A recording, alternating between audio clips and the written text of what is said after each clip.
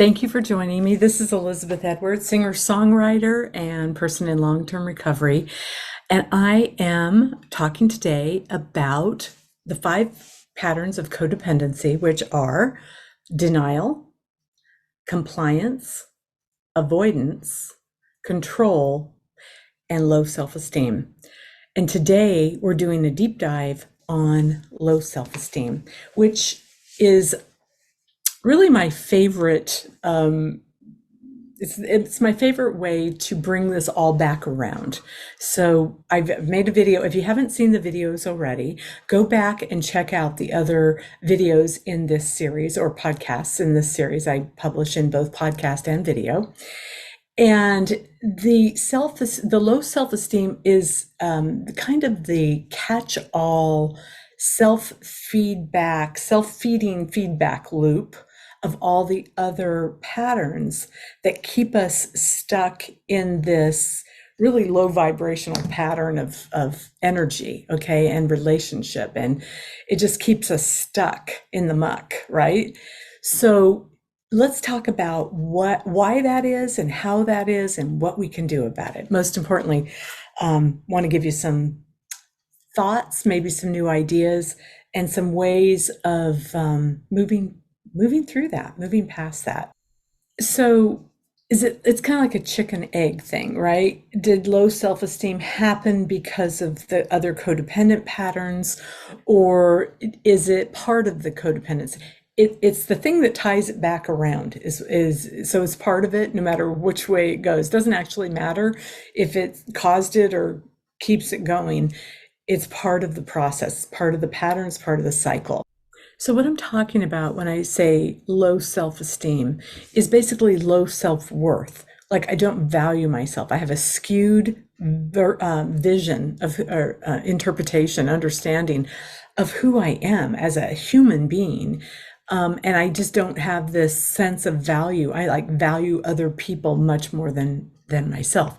That's what it feels like. It's like everybody else is important, or they can do it, I can't do it. It's this low self-worth. And the way that could show up is pretty much everywhere, because where I go, there I am, right?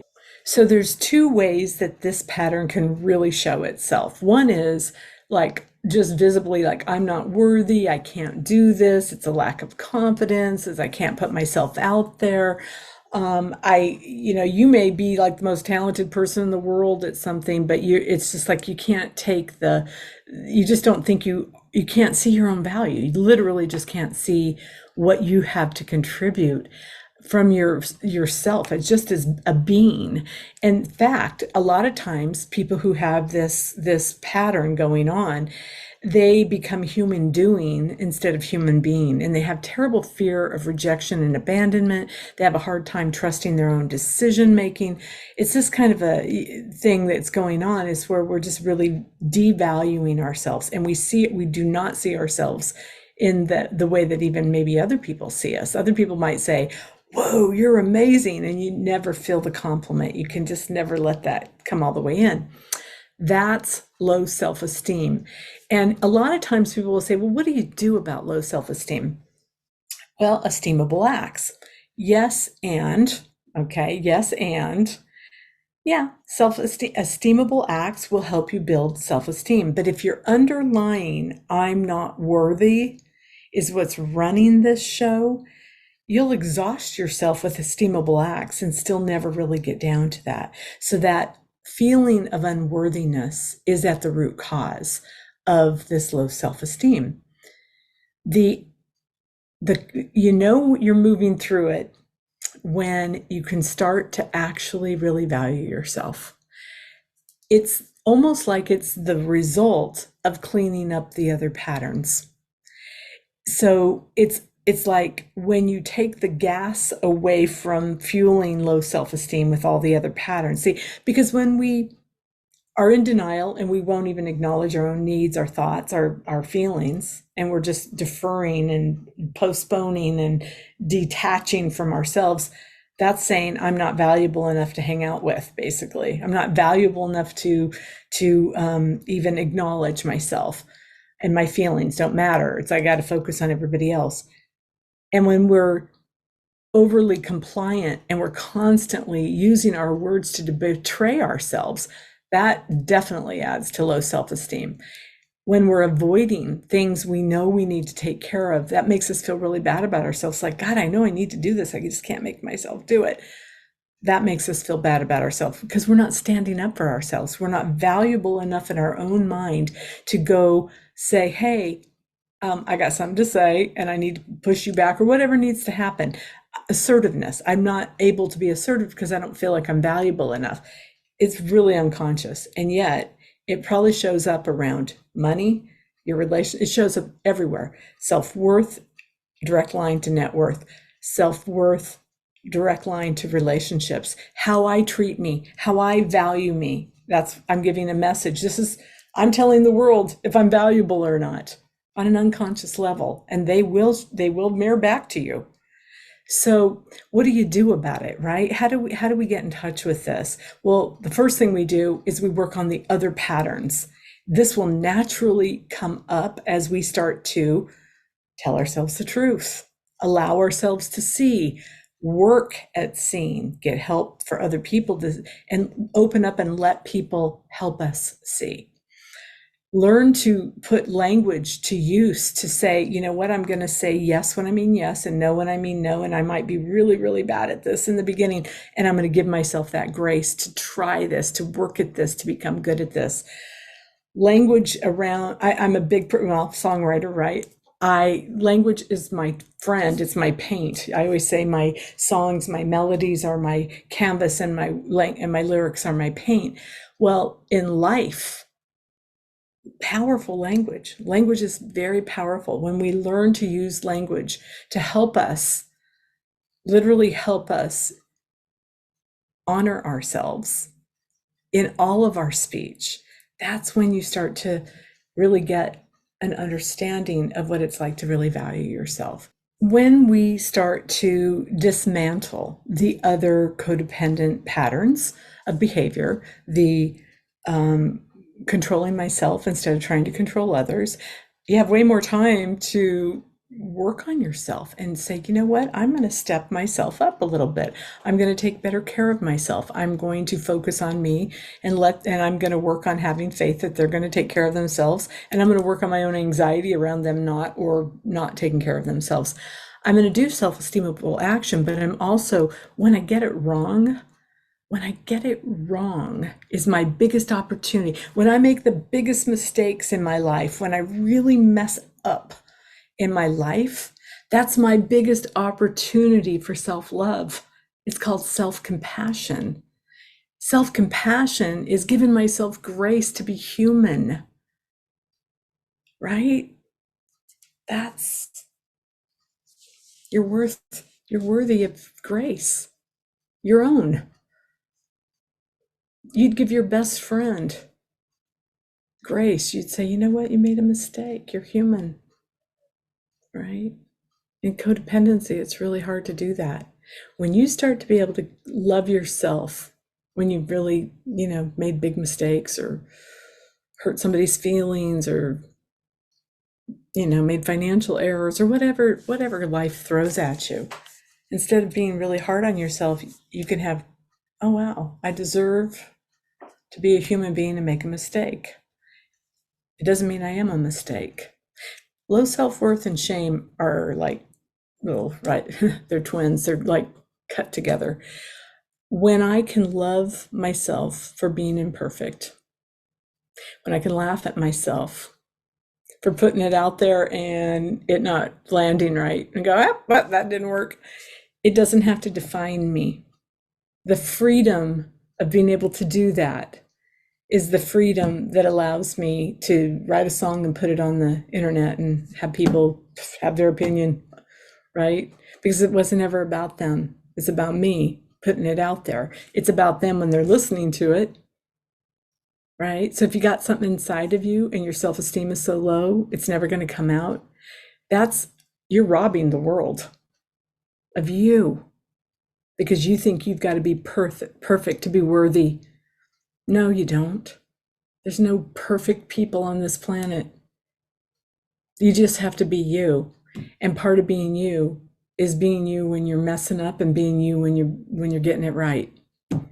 Because we all mess up and we all get it right sometimes. It's way more fun to get it right. Yeah, that's true. But you know what? Some of the deepest compassion that I've ever felt is for myself when I've really messed it up. And that's because I've done this work. Here's my story. Here's my story. I'm a creative person. I write songs. I get these ideas. They come down, they pop into my head. I hear the melody, I hear the hook, I pull out the guitar, I just like get so excited.